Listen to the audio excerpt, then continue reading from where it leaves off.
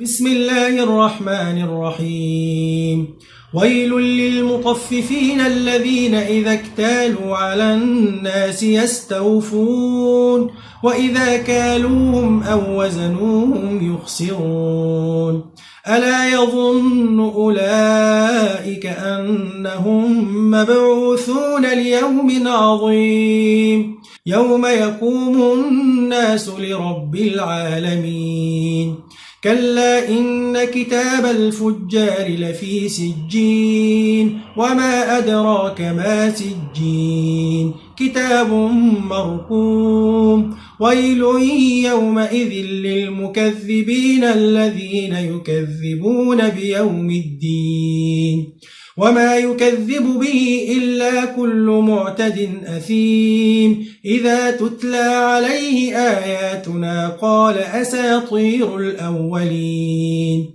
كلا بل ران على قلوبهم ما كانوا يكسبون.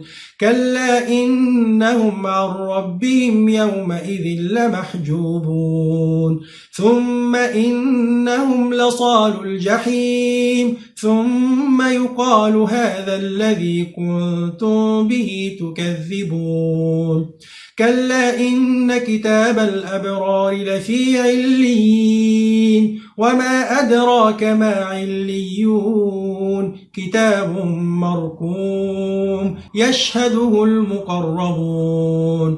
إن الأبرار لفي نعيم على الأرائك ينظرون تعرف في وجوههم نضرة النعيم يسقون من رحيق مختوم ختامه مسك وفي ذلك فليتنافس المتنافسون. ومزاجه من تسنيم عينا يشرب بها المقربون. إن الذين أجرموا كانوا من الذين آمنوا يضحكون وإذا مروا بهم يتغامزون وإذا انقلبوا إلى أهلهم انقلبوا فكهين وإذا رأوهم قالوا إن هؤلاء لضالون